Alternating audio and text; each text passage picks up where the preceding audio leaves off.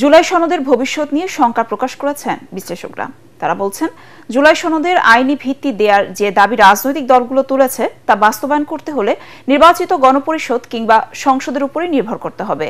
তাই যেসব বিষয়ে ঐক্য হয়েছে সেসবের দ্রুত অধ্যাদেশ জারি করে নির্বাচন আয়োজনে উদ্যোগী হতে অন্তর্বর্তী সরকারকে পরামর্শ দিয়েছেন বিশ্লেষকরা।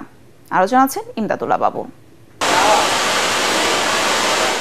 রাষ্ট্র কাঠামো সংস্কারে ঐকমত্য কমিশনের সাথে রাজনৈতিক দলগুলোর সংলাপের পর জুলাই সনদের চূড়ান্ত খসড়া সই করে এখনও বেশ কয়েকটি দল জমা দেয়নি। তাদের আবেদনের প্রেক্ষিতে ২২ আগস্ট পর্যন্ত জমা দেওয়ার সময় বাড়িয়েছে ঐকমত্য কমিশন। রাষ্ট্রচিন্তক ফরহাদ মজহার মনে করেন, জুলাই সনদের বিষয়ে সব দলের ঐকমত্যে পৌঁছানো অনেকটাই অনিশ্চিত।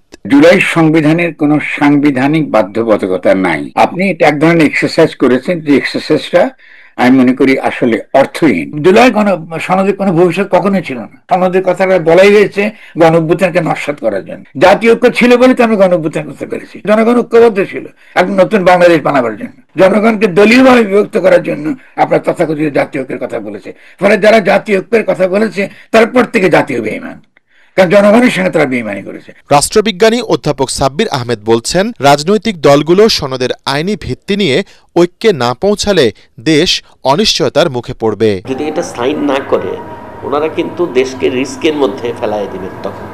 তখন যদি আর্মি টেক ওভার হয়, ওনারা যেটা চাচ্ছে এটাকে কনস্টিটিউশনের উপরে মর্যাদা দেওয়া। পৃথিবীর কোনো কনস্টিটিউশনের উপরে কোনো ডকুমেন্ট আছে কিনা? ব্রিটেনে হয়তো বিল অফ রাইটস এর কথা যদি বলি, কিন্তু এটা তো এখন it has become a part of the constitution. সংবিধানের উপরে যদি এটাকে জায়গা দিতে হয়, এটা তো আপনার ঐক্যমত্য কমিশনের আলোচনা বা কোনো একটা রাজনৈতিক দলের চাওয়া পাওয়া দিয়ে হবে না। এটা হতে হবে আপনার ন্যাশনাল কনসেনসাস। ওয়ালটন এখন দেশের সীমানা পেরিয়ে পৌঁছে গিয়েছে ৫০টিরও বেশি দেশে। ওয়ালটন, ঘরে ঘরে বিশ্বজুড়ে।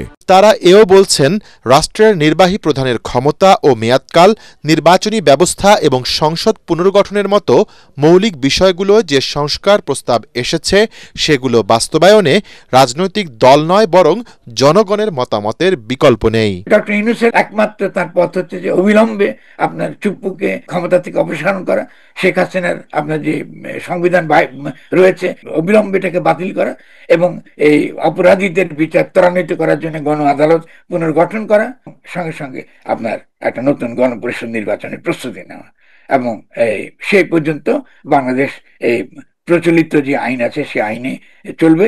এই তো সহজ ফর্মুলা। আপনি গণপরিষদও করতে পারেন, আপনি পিআরও করতে পারেন, কিন্তু কথা হলো যে সবার মধ্যে তো ঐক্য না। পিআর কে করতে গেলেও তো আপনার একটা বড় ধরনের প্রস্তুতি লাগবে। উচ্চ কক্ষ করতে গেলেও আপনার এটা হোমওয়ার্ক আছে একটা, কিন্তু হয়তো আপনাকে এই ইলেকশনে এটা করা সম্ভব হবে না। এই সংস্কারগুলোকে চূড়ান্ত সংসদীয় রূপ দিতে হলে আপনার গণভোটেও যেতে হবে, তবে সেটা সংসদের পরে।